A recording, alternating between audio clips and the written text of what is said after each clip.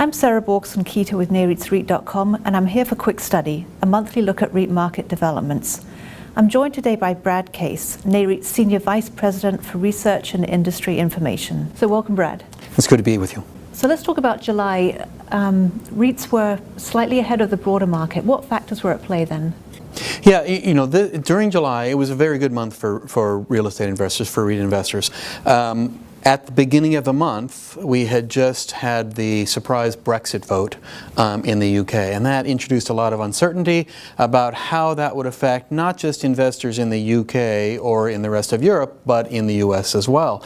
And what we found out fairly quickly is that although it certainly has damaged investors in the UK, especially in UK real estate markets, and it seems to have really damaged investors in the rest of Europe too, in both stock and real estate markets, it had no negative effect and maybe even a positive effect for investors in the US, especially investors in US REITs.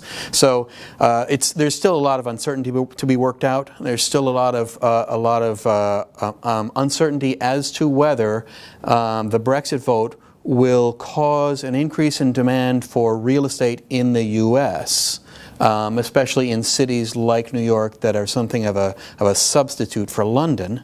But certainly it doesn't investors are not concerned that it's going to cause any negative effects on U.S. real estate values. So that was very good news.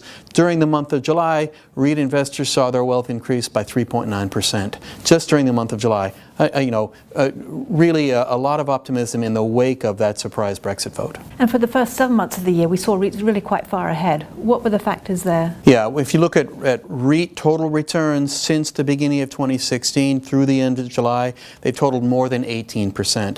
Compare that to the broad stock market, where large cap stocks had gained 7.7%, small cap stocks just a little bit more than 8%. So really it's been a very, very strong year for real estate investors. We've seen that pretty much throughout the year. And really I think what's going on is we've seen steady news about the macroeconomic situation that's not making anyone pop champagne corks, but real estate investors don't want the kind of roaring growth that causes people to pop champagne corks. What they want is steady, predictable growth that looks like it's going to continue for a long time. And especially in the real estate market, we've seen, even though there's been a ramp up in construction, we're still well below normal levels of construction. So really conditions in real estate are still tight. As a result, we've seen strong occupancy rates and climbing. We've seen strong rent growth and climbing, and that certainly works to the benefit specifically of real estate investors. So what really differentiates the real estate market cycle from the business cycle that drives the rest of the stock market is conditions on the construction side, and they're so favorable for REIT investors, and it looks like it's going to be quite some time before construction gets even back to normal, much less above normal. So we've really seen a solidifying of optimistic conditions for real estate investors for the long haul, and I think that's why real estate investors during 2016 have benefited so much relative to investors in the stock market. And as you look at the July data, were there any particular REIT segments that caught your eye? The strongest performer during the month of July was the lodging sector, with returns up more than 10% just during the month of July. Timber REITs were very strong during July, up more than 9%. Industrial REITs gained more than 8%. Office REITs gained 7.5%. So there was strength across much of the REIT industry, but those were some of the strongest performers.